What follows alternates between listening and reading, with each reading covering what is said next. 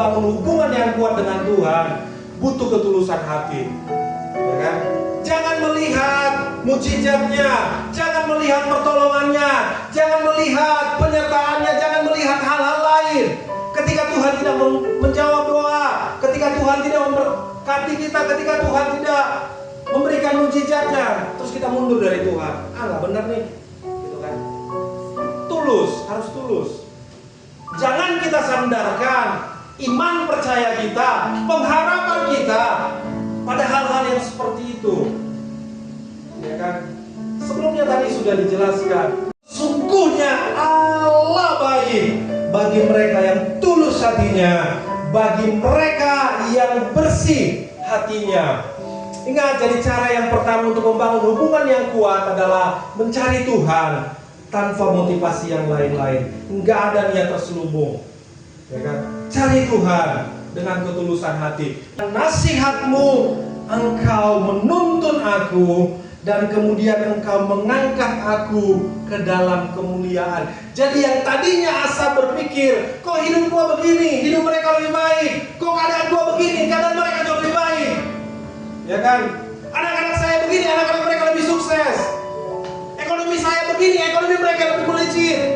Tapi pada akhirnya engkau memimpin aku dengan nasihatmu dan kemudian mengangkat aku dalam kemuliaan. Endingnya Tuhan akan mengangkat hidup kita. Yang penting kita bertekun, yang penting kita berserah pada Tuhan, yang penting kita percaya pada bimbingan Tuhan. Rancangan Tuhan selalu rancangan damai sejahtera, bukan rancangan kecelakaan. Karena masa depan kita sungguh ada dalam Tuhan. Amin. Harapan kita, Alkitab berkata, tidak akan pernah hilang. Tuhan yang menjamin. Yes. Jadi ada 3 cara untuk membangun hubungan yang kuat, membangun iman kita dalam Tuhan. Yang pertama, cari Tuhan dengan tulus hati. Cari Tuhan tanpa niat-niat yang lain. Karena ketika kita menyandarkan segala sesuatu pada hal-hal lain, kita akan kecewa dengan Tuhan. Kalau kita mencari Tuhan itu untuk mendapat berkat, ketika kita tidak diberkati, kita akan kecewa. Ketika kita mencari Tuhan itu hanya untuk ketenaran, ketika kita tidak tenar, kita akan kecewa. Ketika kita mencari Tuhan itu hanya untuk jadi pintar, kita akan kecewa. Banyak orang lebih pintar. Cari Tuhan dengan ketulusan hati. Yang kedua adalah merenungkan. Banyak-banyak merenung di hadirat Tuhan.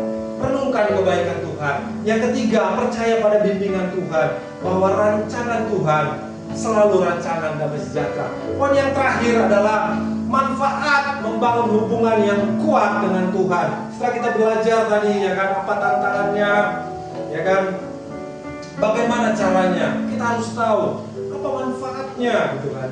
Apa manfaatnya membangun hubungan dengan Tuhan?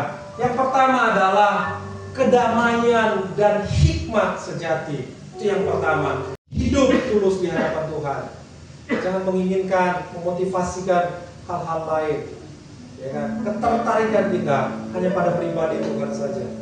Pelayanan kita hanya fokusnya pada Tuhan saja, ya kan? Jangan hanya ingin biar dilihat orang keren, biar gitu kan.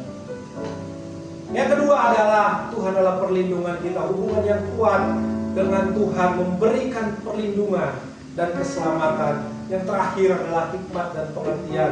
Kedekatan kita dengan Tuhan, iman kita yang kuat dalam Tuhan, membawa hikmat dan pengertian untuk menghadapi hidup. Kita tahu bahwa rancangan Tuhan, rancangan damai sejahtera, apa yang diperhadapkan kepada kita, kita tahu bahwa semuanya Tuhan izinkan mendatangkan kebaikan bagi kita. Amin. Bahwa sehelai rambut kita pun, Alkitab berkata, Tuhan tidak izinkan jatuh. Siapa sih yang memperhatikan rambut yang jatuh? Kecuali tukang sampo, ya. Ya, kita nggak terlalu iseng kok ngitungin rambut, gitu kan. Nggak kerjaan lah ngitungin itu. Atau ada yang ngitungin rambut kalau habis keramas, gitu kan. Tuhan hitung loh, ya kan. Setidak penting itu pun Tuhan hitung, Tuhan perhatikan. Apalagi hidup kita, hidupmu berharga di mata Tuhan. Layani Tuhan, senangkan hari Tuhan, biar kita terus bertumbuh dalam Tuhan. Iman kita semakin mantap di dalam Tuhan. Amin. Demikian